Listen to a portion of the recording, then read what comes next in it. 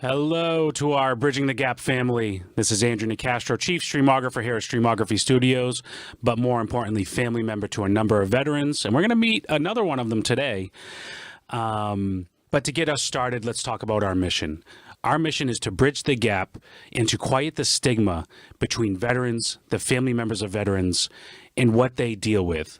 And we do that by quieting the stigma through relationship building, storytelling, and education.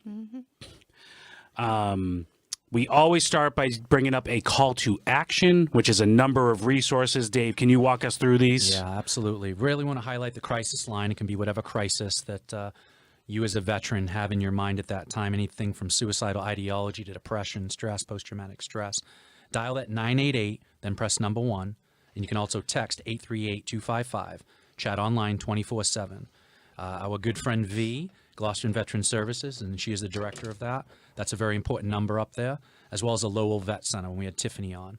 Also, Welcome Home Initiative, which their dates are not up there because those 2 retreats in New York and Virginia Beach just ended. I was at both of those. And none of you were there, I noticed, but it was amazing. It was healing, and maybe next year in 2024. But still, you can contact us here at this email, bridgingthegapvetspodcast@gmail.com. Myself, V, and Andrew will connect you with that, whatever resources you need. Absolutely. Yeah. And when this show's over and you want to find those resources, just go to the on-demand, click a picture of that slide, or email us, and we can send you the slide. I mean, there's no lack of help, especially related to us in this podcast. And I want to take a second to go back to our mission, which also includes family members. And we've talked about family members quite a bit in our podcasts, but we thought, why not bring in another family member? Can't wait. And this is a big one for me and Dave. Who did we bring in? We brought in Miss Laura Figurido, Who's that? who is the mother of David and I. Hi, Mom. These 2 guys. Yeah. This is so fun. And beyond just being mother, and it's so funny because I never really thought about it until we started doing this, but daughter, sister, mother to veterans. Yeah. And how about all of the perspectives that come along? And we're going to get into that in a little bit. But Mom, thank you so much for coming aboard. How you feeling? Good. Yeah. She always is Welcome, Mom. Yeah. I'm going to call you Mom from now. Absolutely. Yeah, I'm going to call you Mom because I call everybody Mom. And me and V addressed her like the memo was to wear all white. And so we are brother and sister We did in so not many coordinate ways. this, but Not at all. it worked out. So, Mom, how does that feel when I talk about that mother, sister, daughter to veterans? What do you feel when I mention that right off the get-go? Well, I think in the years that I was brought up, it was very patriotic, and it was really something to be proud of. I mean, I look at my father, who was in the World War II, and you always felt proud of that. You felt proud and really respectful of those that had served. And I think for me, having been a part of so many people's lives that have gone in the military, I've seen how this has changed throughout the years, which is very concerning to me and really sad. Very sad, because I know how I felt as a daughter to a veteran, my father. Right. Like I said, it was very, very respectful, and you just really, they were your heroes. That's right. They were your heroes. And it was like the Yeah, wars, they're the different wars. I was in just a going to society. mention that. Yeah. So you are the daughter of a World War II veteran. Yeah. You are the sister of a Vietnam veteran. Yes. You are the mother of a global war on terror veteran. Absolutely. I mean, those are 3 completely different generations. I mean, your emotions, your thought processes throughout your entire lifetime has had to change and adapt to whatever the current situation has been each of those times. Absolutely right. Yeah. We won a war. We lost a war. 9/11's a war on our own soil. And what are we doing for 20 years? Like, this is our society. This is our country. It has changed. Yeah. Unbelievable. And then how do you work with all of those individuals once they come back home? That's right. Because that's a whole nother war in itself. Yeah, that's right. All right. Wow, good start. Yeah. So, as you just mentioned, Grampy served during, and that's what you're going to hear me say that. It's just a habit. Grampy is my mom's father, Grampy. So I'm going to bring up a little picture here. He's a handsome guy. Yeah, there he is. World War II. Yeah. World War II veteran. Wow. And so, yeah, Mom, I can feel the pride looking at Grampy, Yeah, right? yeah. Strong. Yeah. You know, V, can you see the resemblance? Yeah. Me and Dave? Jaw. Yeah. Totally. Chiseled Totally. jaw. Yeah, super handsome. Yeah. And so the first set of pictures actually kind of goes through, like you had said, V, the different generations Yeah. of Yeah. veterans. So, I mean, it really it helps to have the picture so you can truly grasp the difference between all of these Right. generations. Yeah. But then again, the similarities that you'll help us connect. Yeah. like, for example, next we have... This is my brother Bruce. He was, as you Marine can see, in the Marines. infantryman, Yeah. Vietnam. He enlisted right out of high school, Yeah. and I was only like 12 or 13 years old when he enlisted. Wow. He left our home as just wonderful. He's always been very kind-hearted. Went to Vietnam. Saw the changes Yeah. when he got back. But in Vietnam, he worked reconnaissance, which means he went out patrolling prior to the platoon going out. And I remember him speaking one time about he was out there searching the grounds. They were all out there, and they were told before they left that they would get in their one-man tent and zip themselves up because they were going to be spraying the jungle area because the thickets were so thick, and they needed hatchets and They needed everything else to get defoliate. through it. Yeah. So he said that they Defoliate. told them to really make sure that they were in there secure, and they heard the planes coming. The next day when they woke up, they were saturated That's right. with Agent Orange. That's right. Yeah. Burning the Yeah, hairs off their yeah. skin. And And Vietnam everything was vets. gone. He said Yeah. when and the guys just looked at each other and said, they told them that it was a harmless chemical. But he said, if it does that to this, what is it doing to us? Yeah. Yeah. And I think as family, again, I was only like 12 years old, didn't realize, again, we're dealing with that hero stigma that I had with my father, didn't realize how dangerous it was. And then you'd catch glimpses of the TV, and they're showing horrific sights of all the casualties, and they're naming how many people are dying. And I think at that very young age, I'm realizing, wow, my brother's there. That's when did you Oh, yeah. understand the dynamic of what was happening at 12 years old, the difference between Right. Vietnam and World War II veterans? Right. Were you starting Yeah. to understand Yes. the Yeah. climate of the world and Yeah. what we were all, Yeah. I was not there at that time, Right. but what everyone else was really interpreting with this war. At that time, I think when he went in, we were very proud, like, wow. Yeah. But then seeing all of this, it all changed. And then you're seeing the rioters. Right, the political And they're all landscape. saying that this is a senseless war. Right. And you're saying, but my brother's there. This Right. isn't senseless. Right. People are dying. And then a close friend of the family, their son died. And then that reality hit all of us like a sledgehammer. Right. When you're hearing people in your own community Right. that are dying over there in war, and you're hearing how very dangerous it is. Did you ever feel like you had to defend him? Oh, yeah. When people are talking nasty about what is happening over there, did you Yeah. always say, well, no, that's Yeah. my brother and he Yeah. is fighting for his country? Yeah. Yeah. Oh, yeah. Yeah. And when he was discharged, and he talks about how when he got off the plane, now they're over there, they're not realizing No. what is going on here. He doesn't have a TV. He feels he went in for the right reason. He's doing the right things. The first person he came in contact was with a woman, and she spit at him and called him a baby killer. Right. Not disgusting. Yep. Yep. Disgusting. Yep. And then he was aware, wow, we're not really accepted. He didn't want to go out wearing his uniform or Right. hats because people would be calling them baby killers. And one thing that really bothered him was people that said it was a senseless war, Right. because he lost a lot of wonderful men over there. And to think that They their did not death was die in in vain. vain, That's that right. really, really, really bothered him. And then not long after that, the draft came into effect, and my brother Wayne Wayne Figurido. He got drafted. So bear with me here, folks. I'm Yeah. going to click this button, and then I'm going to click this other button. So from Uncle Bruce to Uncle Wayne. Yeah. That's Uncle Wayne. Yeah. He got drafted, and he was someone that, I mean, Bruce came back and we were relieved, and then my brother Wayne, who had plans after high school, things he was going to be doing, and then all of a sudden, because his number was in a certain location, they told him, no, you're going in the military, whether or not it's suited for you or not.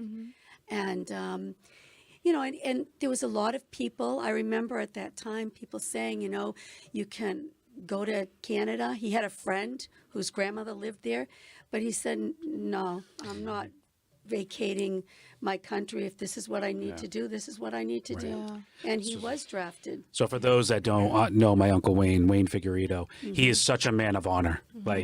Like when you said that, it just I can hear Uncle Wayne saying it. Like, no, because if I go, what are they going to do? Just draft another number? That's right. So that means someone else is going to have to go in my stead. Right. Yeah. So that is totally Uncle Wayne. And so let's think about that time period where, you know, so me being the techie that I am, it's hard for me to imagine. Going in the military was never in my timeline. But what if I was drafted? That's right. Then I was forced into my timeline. Yeah. How did you and the family feel once you learned? And you knew what Yeah. the climate Right. was. You already we already knew went what the through, expectation is. No, it was heavy. It was hard. It was hard. Yeah. Yeah, it was hard. We saw my brother Bruce go in, and he came out much different. He was always kind-hearted, but he came out quieter, had really grown up a lot, and things had changed for him. That's right. He What's the changed a lot. age difference between Bruce and Wayne? Was Bruce already home when Wayne got drafted? And is there that much of a gap between the two? No, there's 2 years. So 2 years. So it is still fairly close. They are fairly Yeah. close. Yeah, They were best friends. Yeah, So- they were very Best close. buds, They were best friends for years. According to the amazing notes that Mom did, because she's super organized and awesome, Uncle Bruce was discharged in 1971, and Uncle Wayne was drafted in 72. So you barely had a year of reprieve 1 year. Yeah. to like breathe and be like, oh, we have our family back. Oh, and then one gets drafted. Right. That we didn't even see this coming. I like that Mom brought up how when they came home, there was no welcome home. No. And at the Welcome Home Initiative, there are Vietnam veterans, when they hear the word, thank you for your service, triggers them back to, I got urine thrown on me. I got Yeah. blood thrown on me. Oh, I'm a yeah. baby killer. I got beat. I couldn't get a job because I was called these things. And at the retreat center, in community, we heal through a lot of that trauma and welcome them home the right way. We want you to Right. know that this community really welcomes you home. Absolutely. There's so much that Yeah. goes into this Yeah. therapy for these Vietnam vets because of what you just brought Yeah. up. Yeah. Yeah. Well, and talking about those generations, was it talked about? Was them going overseas? Was what they saw ever talked about? No. No.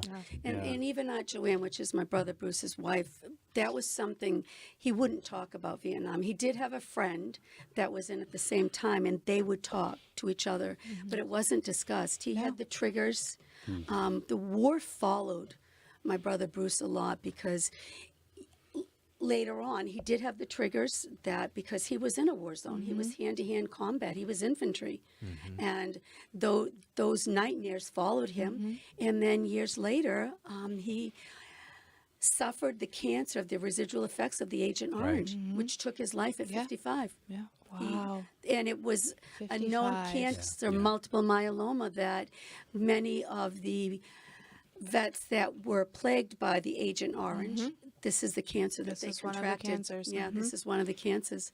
Right. And so that war affected his whole life up and finally took his life in the end. Wow. Took many of his comrades' lives over in Vietnam, but ultimately ended up taking his life in the end. Oh my. So, question from family members to veterans: do you feel like you subconsciously want to protect civilians from what you have seen? Yeah, and gone absolutely. through? I mean, I'll say this for myself. I mean, I'm so messed up in the head. I don't want to download my stressors and my weight onto you, my mom, who's there to protect me, who's there to support me, who's there to guide me. I don't want to put this burden on you. Right. And that's really more why we compartmentalize a lot of our experiences, is because we don't want to put that burden on someone else. We have been trained to deal with these types of situations, and therefore it's almost our mission to learn to deal with it, learn to cope without instructions. That's the hard part. It's our service. It's something that we decided we wanted to do.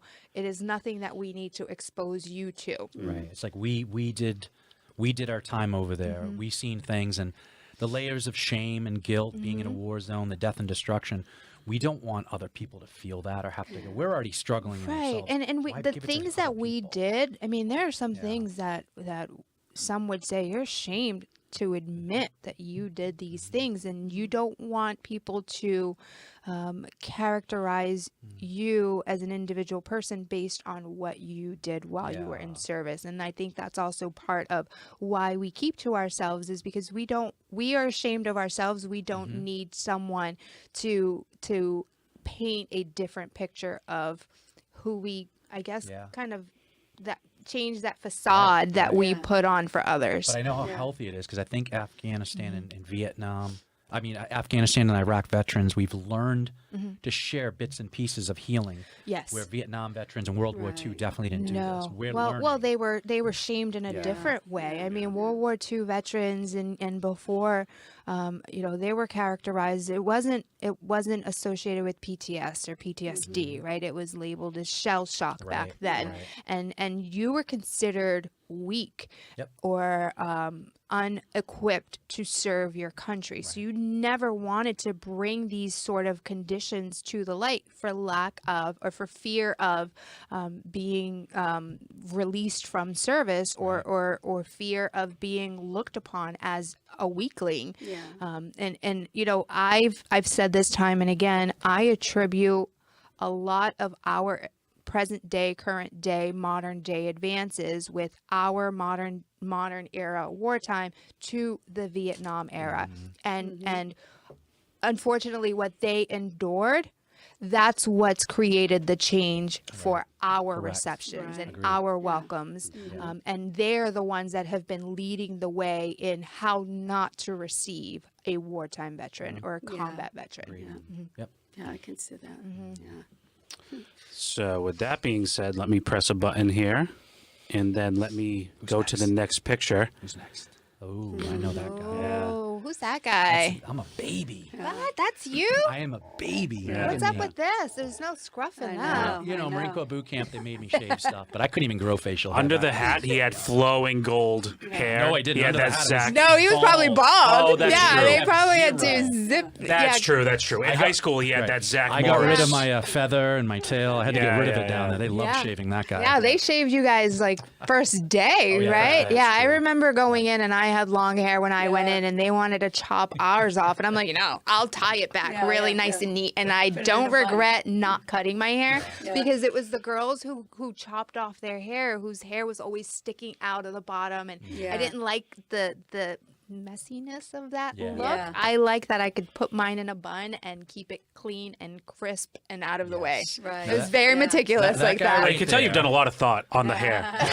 Not anymore. that guy Now right it's just there. whatever. Good. He's a young baby, but when that guy told you, no, I'm not even going to say guy because he was a kid. When that kid told you he wanted to do that, what'd you think about that? When you were 13 years old, that was the first time he told me. He was Navy SEAL at that time. It's actually true. And I really felt like, okay, this is something that he'll you think outgrow. Mom's gonna lie? Because kids say they want to be a lot of things and then they outgrow. But when he was 16 years old and that came home and said he saw a recruiter at Gloucester High School, then I said, wow, we've got a problem here.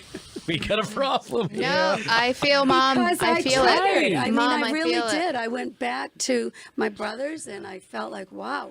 So I talked to him and asked him why. Is it he felt he wanted to go in the military, and he had all the patriotic reasons. I did. He wanted to save the country. He wanted to be there to protect the country, and I couldn't argue that. I really, even though for me, it triggered me to what I had lived through with my brother and my brothers. I couldn't stand in his way because this was his life to live. Yeah, and I needed them to say yes because I was only, Yeah. when I was going, I was 17. I needed signatures. I wasn't 18. I couldn't make my own decisions. Right. No. Yeah. I thought you were going to say some like, I really needed her support and love. No, I just needed her signature. I had that unconditionally. That's just who Yeah, she that's is. true. But no, I struggled in school. I couldn't do anything else. I really couldn't.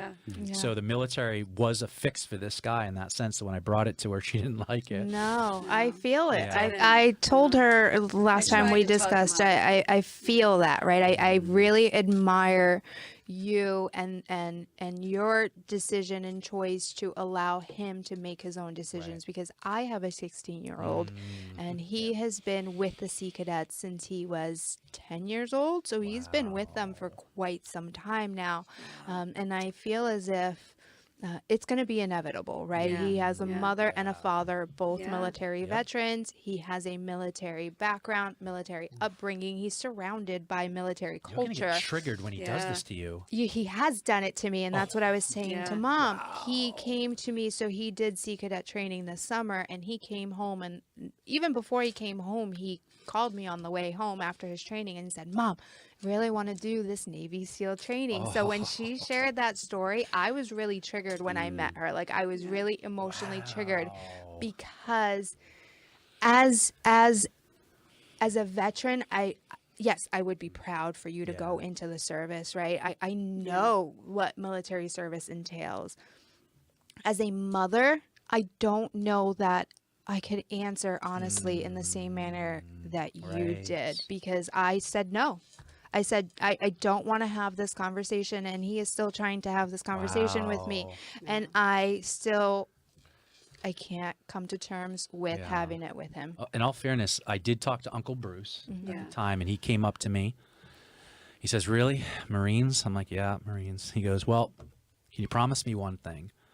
Don't be infantry. Don't be a grunt. Don't carry a gun for a living. Just learn a skill. Do something different. Yeah. And That's I've what you said did. that. And I chose to be a grunt. I was going to But say, you you did the right. exact Yeah. opposite. Yeah. It's just what was in me. Yeah. And he got I know. it, you know. Yeah, a lot of the advice, we do have a lot of Yeah. younger generations, younger kids who seek our advice, and it's hard because this is my profession, but I am also a mother. Yeah. And I need to, and I speak from experience, and I want to give you an honest answer. And I usually give the same advice is, don't try to be a hero. Yeah. Get something out of it. Make sure that you get an education. Make sure that you do something that's going to benefit you in the future. You don't And have I to think be a it's all grunt. important. It's important Yeah. to have the conversation. The conversation you had with me, I just need to know why. Yeah. If I was saying I'm just gonna go out and kill and be a Superman, I'm gonna chase everyone. Well, it doesn't sound like you're mentally okay to go in. But actually finding the reasons, which I gave reasons, and I wanted to aspire to be an Uncle Bruce. I think it's the right conversation as a family member to have with their children. Yeah. Yeah, no, but I definitely admire, your response, and I'm definitely going to take a couple pointers from you. Exchange phone numbers after this. You can call her at 1 a.m. crying. Yeah. He said no, he's going Mom, in. he said he's joining. He signed the papers on his own. Navy SEAL training, 2 years. No, but he's 16, and he's already been approached by a National Guardsman because he's so tall and he looks like a grown man, and they just assume that he is an adult and can make these decisions, and I'm not ready. No. So, Dave, at this time in the world, though, so when you were enlisting, what was going on? Nothing was going on in the First world? Gulf War was over. I was in 1995. It was in the middle. There was nothing happening. Okay. It was more of what was happening in my life. I was struggling in school. I wasn't passing. Everyone was putting in college applications. They were taking SATs, and I'm sitting there going, "Oh wow, what do I do?" There was nothing. So you go to boot camp and you do very well. You excel. I excelled right off the bat. I was And- Iron Man out of boot camp, squad leader. I'd never really achieved in my life and in our life because I just wasn't good in school. Think about it. How do you achieve is in school. And in the Marine Corps, I excelled in running, physical fitness, just leadership, a lot of different things. Yeah. And so, Mom, you see Dave excelling. Right. I'm sure for that bit there, as he's excelling, you're like, oh my, he found a path. Like, Yeah. No, I was very proud of his achievements. I really was. I was very proud of his achievements. And when he went into the FAST company, That Fleet was gonna be my segue. Anti-Terrorism Security Team. Yes, you did it. And I'm asking him, so what does that mean? And he said, well, the old warfare was hand-to-hand combat. The new will be terrorism. And I didn't know what that meant. Yeah. Terrorism? What, like, now we do, but at Right. that time, I had no clue. And then Yeah. within a very short time, most of our phone calls were in the middle of the night because of the time difference, or letters that were weeks and months between. And then I got a call at 3 o'clock in the morning, frantic, from David. He's in Kenya. And I said, Kenya? And I said, why are you in Kenya? He says, Mom, you know, I'm in the FAST company, and I'm at the embassy that was bombed in Kenya. Yeah, doing my job. There's Yeah. please keep it in your prayers. There's dead bodies everywhere. There's blood splattered everywhere. I picked up a wallet off the ground, and I'm looking at the woman that is dead beside me, and there's her 2 children, pictures. And of course, I'm panicking. He's saying I can hear them underneath me crying for help. I can smell the stench of the dead bodies. And then our phone call got disconnected. I was no way to reach him. I didn't hear from him for 3 months. 3 months. 3 months. And I tried. I didn't. Like now, there's veteran services. There's places to go. I didn't have any Internet, contact cell phones. information. There was no cell phones. There was nothing. no No internet, yeah. internet at that time. There was nothing. And I tried to search out and find out. Right. It was on an FBI information. sat phone. The Yeah. FBI was there, and they allowed us to call home for 2 minutes. on And a that's sat what you phone. tell your mother? Did you? I don't remember this. I That really is don't. what you tell your mother I at don't- 1 a.m.? I don't remember what I said. I just I would remember. never do that to my mom. You know what I And do remember? you question why? Like, we're giving you the special phone. Like, I remember talking to my lieutenant, and I'm like, Lieutenant, you said when we get off our shift, try to get some rest because we're going to be here a while. And I said when I lay down on a blown up embassy floor in the rubble myself to rest, all I can hear is the people in the rubble. All I can hear is the rescue. I can't get out of my own head, and I'm trying to process with him. And he told me, you just got to put that away. Yeah. You got to go back to work the next morning. We have to. So maybe, I don't remember this, but if I called her, maybe it was my way of processing to my mom. Right. yeah. Did But you not? it's a You were safe possibly place, having a yeah. panic attack or something and didn't even Correct. realize I don't it. even remember this, except for she's bringing it up, so maybe I'll trigger later back to that Yeah. moment. I don't know. Well, and so that was at 3 a.m. Yeah. So let's, I was always an early riser. And so at this point, you were 19-ish? 19. I was 19. So that Yeah. means I was Yeah, 9-ish. let's paint this picture. So that means fast forward 3 hours from now, you got to wake up and be a mom to 2 other kids. How? It was tough. Yeah. That was How really, did really you bad. manage, right? Because you can't go back to sleep. No. So now you are lacking rest, lacking sleep. You're on high alert. You're worried about what is happening with him, but then you still have to, Right. wash your face in the morning and put on a different mom hat for the other kids that you still have to get fed in the morning, get clothed, get them out to school before you can actually process everything that was happening with your other baby. Right. No, it was tough. Sounds really like tough. sounds like you were flipping a switch like I was. Yeah, too. I did flip switches, and I did have my parents. I did have my father, especially, right up the hill from me, who were very supportive. And have to admit, right after I dropped Andrew off, where did I go? To church. A woman I of brought faith. it all to the Lord. Yep, and said, I need your help. Yeah, I need your help here. I need to get through this. I have close family who rallied around me. I have close friends who were there with me through it all. I thank God for that. My heart bleeds for people that don't, because it was a very very You had a- challenging time. Challenging time. You had a I was really very strong scared. support Yeah, system. yes. Yeah. And And that is that very makes it important We when talk about overcoming. when you Yeah. need support. Oh, You yeah. need support to some level, whether that's Oh, yeah. family, whether that's friends, Yeah. whether that's church, whether that's local organizations. You need that social support. Yeah. Well, and just to kind of take a step back to what we were talking about, you said Uncle Bruce actually talked to a friend Yes. that was also in the service, Yeah.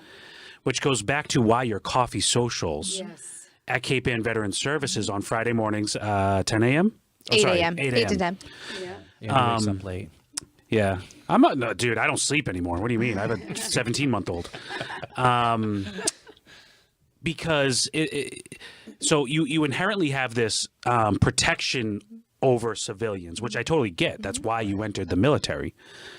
But there's something about that brotherhood, bleeding green, that sisterhood, that camaraderie, where you can open up to each other. We are each other's support system. Whether you are welcoming of it or accepting of it, we are there. You know, we have individuals that come in, and every time I reach out to them and say, you know, we have these coffee socials. If you want to just come to the coffee socials, well, I don't like to sit. I don't want to talk about anything. I don't want to talk to people. You don't have to talk to people. We have individuals that come in and just sit in silence and listen to everyone's stories. And everyone's story isn't necessarily a military story. And that's what's so unique about our coffees is that we've allowed the attendees, the veterans and the relatives that come in to kind of take the lead on the direction that we want those coffees to go. So if you want to discuss your military experience with the person beside you and you want to share photos, that's totally fine. That is your comfort level. But if you want to sit here in silence and just listen in to the million conversations that are happening, that's okay too. As long as you know that every single one of us sitting around this table is here for you. It's a community. But It's a we even say it's community. camaraderie. Yeah. Yeah. In the military, it's called camaraderie. Yeah. It's a closeness that's hard to explain in words, but just the presence, the physical presence, sometimes is enough. It's just understanding, you know, what is out there, what the support is, and finding a level of trust that even if you don't feel comfortable talking to the entire group, you know that just the relationships that I've built with every single person there, that you can come to me and pull me aside and say, V, I need help. Yeah. Yeah. Can you guide me? And I can connect you with those resources that are going to help you along based on your comfort level. Yeah. Right. Yeah. Yeah. Yeah. So it's amazing that you had family Well, support. But I think that is a big thing, and in my faith too. In your faith, yeah. That if I wasn't there with David, God was. Right. Yeah. And it only gets harder, though, because Andrew's about to show another. Yeah. It doesn't It's just stop the there. It beginning. doesn't end there. Yeah. Who's the next guy? So the next guy. Oh, you have a second Marine son? Oh, this isn't the same one? I know. I was just saying, I have a They're hard time twins. telling them So apart. you have now a second son coming to you saying, I want to go in the Marines. How did that go over? Yeah, I did not. Oh my gosh. Was not ready for this one. Yeah. And this, with Mark, I did try to talk him out of it and say, you know what? Finishing up that story, 3 months later, I did hear from, the gentleman told me he was a Red Cross worker and David was fine. And I used to say, Laura, no news is good news. I know that sounds terrible because it wasn't easy for me to grasp, but there was no place else for me. No one else called me from the military to let me know where my son was at. But then when Mark decided to go in, I said, you know, I feel like you're trying to walk in your brother's footsteps because they're unbelievably close. Year and 9 months apart. Year and 9 months apart. His brother went in. You must He have read wanted my to mind. go I in. know, V, with same And that's shirt. exactly what he was doing. And I said, why? But he was going to go in full time. And then just before he finished signing papers, he decided to go into the reserves. And I think I relaxed more with that because not that And Mark excelled at school. He was really he was really good good student at and school. everything. He was going Good head to on his shoulders, college. everything. He had so much planned out and then just changed it when David went in and all this stuff was happening with him. It definitely affects the family atmosphere. We would get together every Sunday to have what I called powwows when David went in so we could all pray together and discuss things. But like I said, when Mark was adamant. And he went in, he put his six years in, and at that point he realized, you know, it was time for him to move on after his discharge. He put in his 6 years. David went on going everywhere. And then Feel the and contention. then Mark was That one right Feel there. the finger. I No. feel it. then Mark was going to be discharged. He was going to college, and he had plans for himself outside of the military. And then the terrorists came on U.S. soil, and 9/11. 9/11, and Yeah. Mark's discharge was frozen, and he was told that he would be going to Yeah. Iraq. He got activated for Iraq. And that was hard. But then David, who had gotten out of the military the year before, Just terrible. I'm sorry, I'm decided to go laughing. Just- back in and go to Iraq. I would just smack them. I would just backhand let's- them. Mark Can we look at it didn't from my wanna go. perspective? I know it's Mark about mom, didn't. but Well, okay. Let me rewind here, okay? When your brother Mark yeah. showed interest in the military, how did you respond to this? Were you encouraging? Did you mentor him? I got to be honest, I don't remember. I feel like I was gone and they might have told me. I don't remember. Okay. I know that I was proud of him Yeah. because I felt so proud to be a Marine. Okay. And I would have encouraged my brother. Okay. But I don't remember one way or the other how I may have talked to him. That would be a question I have for him. Maybe we can put him on a podcast. But I Yeah, don't we remember, could to do. be honest. I really don't. Because Yeah. you went through a lot. Because even Macedonia, all those know. places But you've been, you're were still- really, it was constant I never really slowed stress down. with him. You're He was- still yeah. on mission mode, right? Yeah, So you still yeah. have your blinders on, and your mindset is still, Yeah. Yeah. you know, this is good. This is good. I'm doing good. It's not until you get out and you Yeah. start to So how process about this. that? I get out, and I'm out. I'm a civilian, Yeah. and my brother gets activated in the Marines to go to Iraq. I said, "Ain't no way my brother going to Iraq without me." That's what he told me. He says, my brother's not That's- going on the other side of the world without That's me. what I can see that. That's what I did. I can see that. I called the very next day. I called the Marine recruiter in New Hampshire, an infantry unit, and said, "I'm going to be the best friend you ever made." He goes, "Why?" "I want you to send me to Iraq as soon as you can to the first deploying infantry unit to Iraq." It was, "All right, can you come up and see me?" Like all of this stuff. Like I was the best call he ever had because he has someone who wants to go to war. Yeah. No. So you're both in Iraq. Were you together? Not even close. no. Worlds apart. I'm in Baghdad. He's in Al-Assad out west. And I'm sure we have pictures for that, And right, the- Andrew? and Oh yeah, we got all kinds of The pictures. consolation they try to give me, because at that point, I called everybody. I called senators, Yeah. I called everybody, and I said, you know, you've got one of my sons who's totally Don't qualified. take my David, other 'cause one. He was, David wanted to go in, and there was nothing I could say against that, because you said, there is a switch. I have a that switch, It flips. And that's what I And want. I have a Mark question. didn't. Oh, sorry, Mom. But like when that switch flips, how would you describe it? What's the feeling? What's the emotions? I see a mission in front of me and I feel it. And there's nothing and no one that's going to stop me from achieving it. And you can't turn it off. What's it fueled by?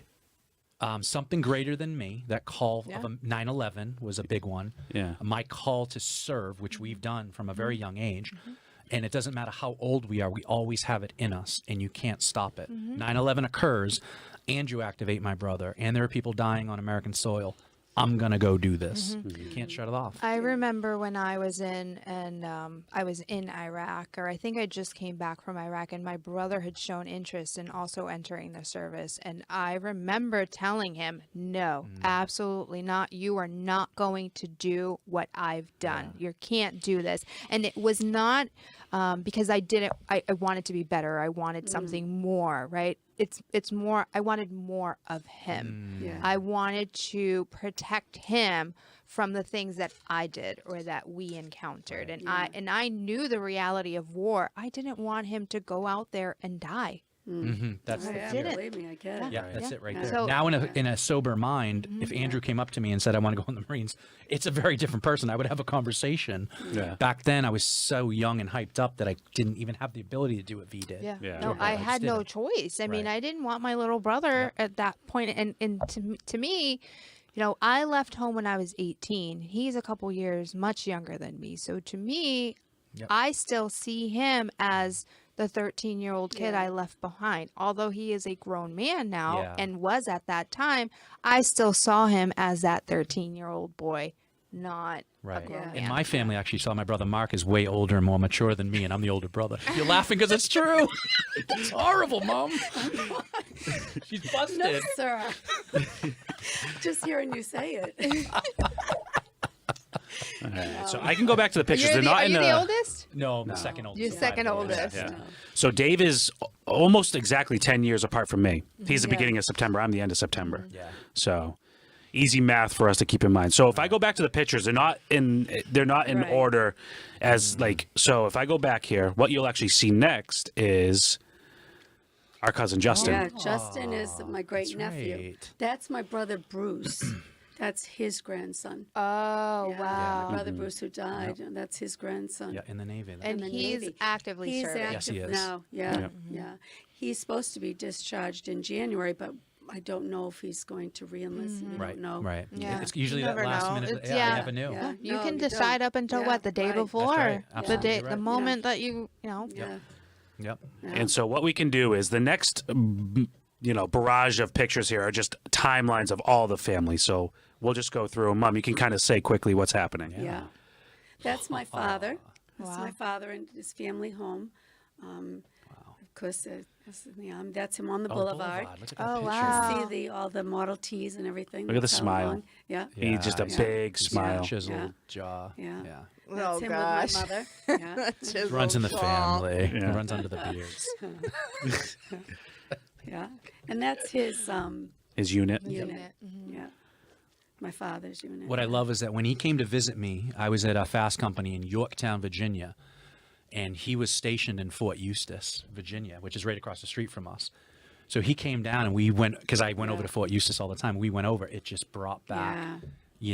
40, 50 years of what he did Yeah. there. It was just really cool. Wow. Yeah, Virginia is a very active duty military state. My brother Bruce. Oh, wow. He's very just handsome. prior to going to Vietnam, jaw. because it was so quick. His enlisting, was so quick. He got married to my My Aunt sister-in-law Joanne. Yeah, beautiful. Yeah. And that's Oh when my David, goodness! I didn't know with you the were gonna bring recruiter- these. That's yeah. the guy you put me Yeah, in. yeah. You okay with him? You guys good? Yeah. You guys talked it out. Yeah. He came the week after David graduated. I remember Staff him. Sergeant Washington. I do That remember quick. him. Wow. That Yeah, I'm so quick. skinny. When you Yeah. look at Baby face. Look at that. There's no And see the chiseled Zach jaw Morris? there. That's what I was saying earlier. He looks just like Zach Morris, right? But these guys. I mean, that's a stretch. That's what he always told But me. I didn't see the hair, I guess. But hair. But these recruiters meant they were all in shape. They put the right Yeah. people in. My two recruiters Yeah. were just awesome. Wanted to be like them, and he was an infantry guy. So Very charismatic. Yeah. yeah, it was just Very he went He to my was cross country very meets. He charismatic. went to all my games. well, and they have stuff. to be. They're recruiters. I know. Yeah. They need a number. Yeah. But yeah, that was. I think that was very close to me leaving. Yeah, there's boot camp. No, Right this is after- Fast Company. That's the Fast Company. I'm Yep, sorry. this is that's me in what I meant. Virginia, and I was, Yeah. got my weapon there. So I don't remember this photo at all. Yeah. So when I worked in for the Iraq. government, this is my government work, and this is in Baghdad. So this is when now I've left the military and now I'm doing different work, and I'm over in Iraq, and my brother Mark is also there at the same And time. they're telling me David's in the red zone and Mark's in the green zone. And my attitude was, it's They're still in a the war zone. There's I don't no- care. you There's know, no there's- red. Or, They're still in the Yeah. zone, right? We can give it any color we want, I purple, couldn't- pink, yeah, doesn't exactly. matter what I the know. colors are. You're at war, Yeah. right? Yeah. Yep, and this is we just and anywhere we go, we're taking photos, flags, just to kind of, we were here at this time, and we all do them, That's Mark. Is that the same recruiter? I was just exact gonna recruiter. ask, yeah. He loves our family, by the way. He was Yeah. working on you, Yeah, but I yeah. think Mom ran him off with like Yeah. a Do K you still bar. talk to him? I do not. Oh. No, but I've really enjoyed him. And I that liked was him. with Mark. He Go came try to again find him. Week after. Look at him. He's a Graduation. baby face. Yeah. That's my I brother. know. Isn't that crazy? You Oh, know. yeah. That's Mark. Yeah. Yeah, down at Paris Island, Paris Island, yeah. Iwo Jima Memorial, right there. That And this was- is him in Iraq, right, yeah, Mom? Iraq, yeah. We're there the Yeah. same time, Yeah. same exact time. That was during a sandstorm. Yeah. Yeah. And that's all of us. Yeah, Me and the that's the boys. five Five of us. boys. Five Yeah. Wow. boys, yeah. Yeah. And Mom wanted to make sure to throw this one in Bunch there. of chiseled Yeah. jaws there. And it just shows you how who it is affects that? Yeah, that's family me. because That's the closest to military I ever got. That's okay. Look how cute. when they're away. What do you mean? I should look tough and rugged. That Chiseled was his jaw, point. right? Not cute. He wanted to be tough. Yeah. That's why you get the scars. I and- know. Did you see how he painted scars on there? I When love they it. were away in Iraq, that's what he chose to do for Halloween. And I was like, Yeah. no, this is not going. Yeah. Mom is like, no more. We had an influence No on you, more. me and Mark being Yeah. deployed to war zones, Yeah. that you would think of us and you would even want to dress like Yeah. us. And Yeah. that was kind of where you're. Well, you're Well- you're his role model. You're his yeah. inspiration. Yeah, I can And see that. I can't tell you how often, like, I can remember being in the classroom or being at the playground, whatever, because literally I was 8, 9 years old. My friends would always come over and ask, "Oh, your brothers, like, are they over there killing people?" Like, that was always a question. Wow, it still is. Yeah. It And still I is. always would just say, "I don't know," Yeah. because I never asked. I never wanted to know what you guys were actually doing. It's not Isn't that really. odd? It's not a question that we like to answer. We don't like to answer that. So Especially it to may an feel 8-year-old boy. awkward when Yeah. people ask that question. Hey, what's war like? Hey, you were over in Iraq for how long in Afghanistan? was that How like? was war? Did you have a good time? Like, what kind of questions do you actually ask about war? Yeah. Yeah, You know what I mean? Like, I just- mean, they do come from a genuine place, right? They are truly curious. curious. Yeah, they're just curious of what your experience is. We need to do better at helping educate these younger generations on what military life is, not necessarily just war, but Right. what military service really truly entails. yeah, now, Yeah. It's up And- to us to educate Right. them. And when you're speaking to the family members of military, Yes. I don't think kids understood that. Honestly, I literally process this. If they're asking me if my brother's killed someone, that means they also can be killed. Yes. Yeah. I literally processed that. And that's why I would never answer the question or ask you guys. Because I knew just by them asking that question, I could figure out that's the other result. Yeah. There's a yin to the yang Yeah. here. Yeah. Yeah. And at 8, 9, I'm 10 having years like a old, little epiphany. Like, yeah, you're right. Yeah, you people Yeah. are asking me, Yeah. have you killed anyone? Yes, but I could also be killed. Exactly. Ah, very interesting. So I was able to do that right away, and that's why I just always ignored that question and ignored that subject. Yeah. Yeah, we don't see that. We're Right. No. we're untouchable. Yeah. We're Well, untouchable, we can't right? Go We there. don't. We can't go there. We might We melt. can't, We right. might not be able to operate. Right. If we do that. We can't go there. So it's like Right. it's you because it's definitely not going to be me. Right. That was Sure. my mindset. Every time something happened, it's you because it's not going to be me. Right. Right. I think Mark was 23. I was 25, and we both went to Iraq at the same time. You're 15, and Yeah. now you have 2 sons in Iraq, and you have to wake up and deal with a 15-year-old, a Still 17-year-old, put your mom hat on. and go to work. How did Very you do difficult. Very difficult. It was. It was. Even at that point, even the support systems that I had everywhere were not as successful for me. I mean, I did get through the days. I did, but there was times where I would trigger. I remember one time, because I worked at Manchester Elementary School at the time, and one time we were having we were in the auditorium, and they played the Star Spangled Banner, and I told them I have to go to the bathroom, but I had to rush outside. And then one time they played "I'm Proud to Be an American." That really Yeah. Still wrecks us to So- the day. It still does. I Yeah. had to run Yeah. out. We were having assembly, and I just said, I got to go to the bathroom. I ran outside. At that point, one of the administration saw me go out, and I went in, and I was having a hard time. And she came in, and she said, Laura, we're very aware that you have 2 sons in Iraq, and we really, I don't think I ever carried it on to the school, but she said, you really need to get some support. So they recommended, they set me up with some counseling so that I had someone to talk to. Did you feel comfortable speaking with counselors? Were you open to the idea of letting it all out, putting it out on the table, and having them offer you coping mechanisms to make it through the day? I think, I did go to counseling. I think in a lot of ways, just like you guys have a mission, I became mission oriented. I gulped up a lot. And I told myself, I need to get through this day. I need to do this. And I hate to wear the word, I sucked it up. Huh. But it was very, very difficult. And it had been happening for decades because Yeah, your yeah, father yeah, did the same thing. yeah. Both your brothers did the same thing. Nobody talked about it. Right, no. And here we are, 2 sons in Iraq, and someone says to you, it's okay to go talk to someone about this. Right. And it's Yeah. foreign to you. You don't, Yeah. what? Yeah. I can go talk, like, what does that mean? Therapy? You know, like that, it really was, your generation really sucked everything Yeah. up. Well, and you feel like it's, you almost, I don't know how to explain it, but you're the one at home safe. You're not feeling like there's anything supposed to be wrong with, I hate to say wrong with you, but how to say that. What you're but dealing with, what wrong with what you're dealing yeah. with, yeah. You just got to be strong for them.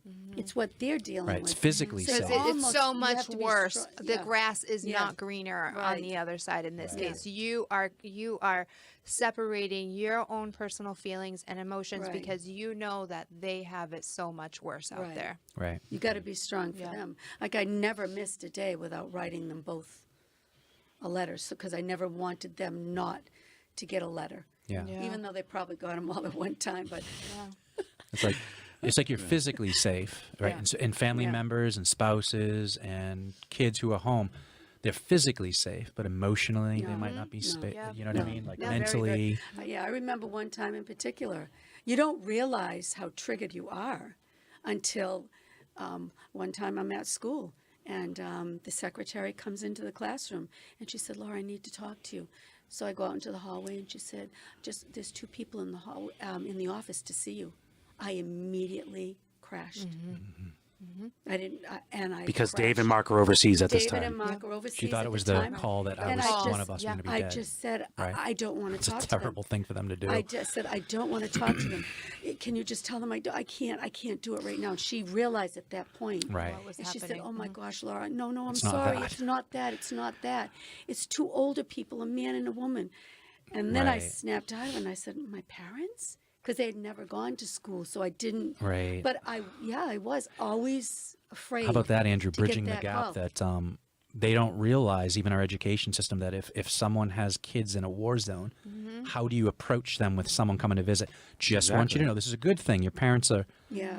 It can't be, hey, they're just 2 random people who need to see you or want to see you. Like, wow. Yeah. Right. It just, I triggered. I didn't know about triggering then. I Yeah. didn't know about Anything. all of Anything that. can trigger it. didn't, but I do know that I crashed. I immediately crashed and got very upset because I did go there. I went to thinking someone's here to Yeah. tell me something I don't want to hear. But thank God they both came home safe and Yeah, nothing happened over there. It's like we're untouchable, right? baby? no, don't say that. I know, But I know. one consolation I had, and this is while they were gone, every picture they sent me of Iraq, I printed. Put that right in the middle. It's a type of printed. therapy for my It mom. was for me. Look at Yeah, this. so why don't we actually put it like this? Okay. So we're going to go through Right? every There page. you We're going to go, be here for Isaac. 3 Isaac more knows hours. what to do. Yeah. 3 more Yeah. hours. We'll be there for too long. Yeah. And just This- kind of flip through them. Yeah. Yeah. This was something that just helped me get through it. Letters that they wrote me, poems. This is your way of coping, this was is definitely putting my way together of coping. a sketchbook of sorts, Yeah. a scrapbook of It's amazing. your memories and your experiences. Every letter, every picture. Every single every- one. Oh, not that picture. And I got to see also that Iraq is a beautiful place when you look Sure at the is. sunsets. Tigers, Euphrates, and yeah. those scents. You know, the waters, the Oh, it's greenery. beautiful. Yeah. Yep, And the I just night took skies. pictures and the sunsets Yeah, and the sunrises. Right. And this was when I really needed to be with them. This is what I spent time with them. And when they came home, Oh, you took a lot of pictures. When I they told her it's came as big home, as the yeah. Bible. It's like the biggest book I've ever seen. when they came home, I gave each one of them their own book with all of their pictures that they had. So each one of them Look has at the condition a book of like it this. too. Like you kept this in Yeah, pristine there's condition. you know, there's some of Saddam's palaces, his Yeah, cross swords, yeah. his water, his, And V will recognize Yeah, the mosques everything. I'm just downtown. in I know. awe, just watching them downtown all. Baghdad. Honestly, so Yeah. I see a lot of pictures of you with the sun setting. My thing was, and I don't have pictures because it was nighttime, but my thing was looking at the stars through the NVGs. Most Isn't stars that you'll ever see in amazing? your life. And you'll see the shooting Really? stars left Yes, yes, Yeah, it was amazing. agreed. So I don't have that many pictures like that, but that's one vivid memory that I have is laying on the Humvee when we're pulling guard, or just looking up with the NVGs and seeing how many little bit of stars are out peace there. in a war Yes, it really zone. was a little little bit of piece. peace in a war zone. We find glimpses of it, and it's stuff like that in that creation of. I've never seen so many stars than a Middle Eastern in sky. Really? And the way you can see them through the NVGs. Well, it's not polluted by everyone. light. Yeah. Wow. The shooting star, you see it all You with see those it. NVGs You can see on. it. Yeah, it's really Absolutely cool. beautiful. It is Right. really cool. Well, that's a really good memory you just triggered for me. So that's thank you. Yeah. And this year, this sweatshirt, David can. Yeah, so I mean, that was- my podcast was number 3, and this is an anti-terrorism shirt. My buddy Jeff Kirk, who is my best friend who died in Fallujah, actually was an artist too. So he drew this, and he was a very good artist. Not the Marine hat. Yep, this right here. So that right there. Thank you, Isaac. And so the anti-terrorism guy, it was something he drew, and my mom has this sweatshirt now, and I think she's going to hand it down to my daughter or my son. But yeah, just it's just a little bit of those who have passed on, who we still hold, you know. And I know Mom is a nostalgia person, so she loves holding things of those that remind her. And so my unit, Jeff, my best friend, had drawn this, so it's really cool. Yeah. So when V and Mom and I game planned, we came up with a special call to action. Interesting. And so, you know, like we talked about our coffee socials, where veterans can get together and that camaraderie can be used as a form of therapy. So for mothers, sisters, children of veterans or of current active military members, what if there was something similar? What if there was a time that they could gather, and whether they're talking about the veteran, the military active member, or just enjoying Helping each other's process. presence? Yeah. Like, so is that something that our community would be interested in? It would have to be member-led, just like the Veteran Social Serve, but you could provide a forum, a space. We can provide a safe space. It would have to be member led. Right. There has to be some sort of interest, and then someone not necessarily spearheading it, but ensuring that the needs are being met, the Right. conversations are being had. There has to be some guidance. Otherwise, we'll all just be sitting in a room just drinking coffee, doing absolutely nothing. Yeah. So there definitely needs to be some guidance. But if there is some interest in the community for this, if this is a void that we can help fill, we will be happy to provide a safe space for this to at least get off the ground and get up and running. Yeah. Yeah. So using that email that was on the call to action, which Isaac, can you bring it back up, please? Yeah. So bridging the gap vets podcast at gmail.com. If you are a family member of a veteran or of a current active military member, email that to us and just say, I'm interested in a family member gathering for camaraderie, for healing, for support, for learning, whatever it is. Just show us that there's enough interest for us to kind of spearhead something like this. If we don't get enough interest, then okay, no harm done. Come to our coffees. Right, just go to the coffee come to socials. our coffees anyway. Right, you can go to the coffee socials and learn and be a part of the community there. But that was kind of, Mom, so through you, I hope you can feel that you're doing good by being on this, because you kind of showed us that maybe there is a void. Yeah, there was a void during your experience, there during was, your time. There was a void, and if there still is a void, if there are still people who are out there that need to bring some of this weight and heaviness that they're still enduring, we need to bring that to light, and we can help kind of alleviate some of that burden and some of that weight. I am happy to provide a space for them. Yeah. Yep. Yeah, I totally agree.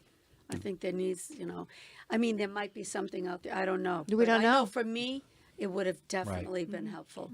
Yeah, we don't know. Definitely We been don't know, helpful. and that's why the call to service is Yeah. kind of being put out there. We don't know, right? Yeah. I work with veterans. I work with family members every single day to a different capacity, right? So we can help them with financial needs. We help connect them with resources, counseling services, things like that. But if this is a void and they don't want to seek counseling, but can benefit from a social gathering or a social space, sure. Yeah. Sure. Yep. So that is a special call to action among all the other stuff that is out there, all the other resources. Mom, thank you so much. Any last words or anything?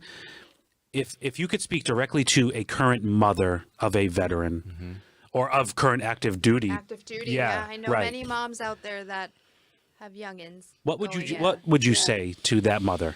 Well, I think that if you feel that you really need to talk to someone, because it is hard to navigate the field, as we've said, to holding such a heavy heart and being there for your other kids.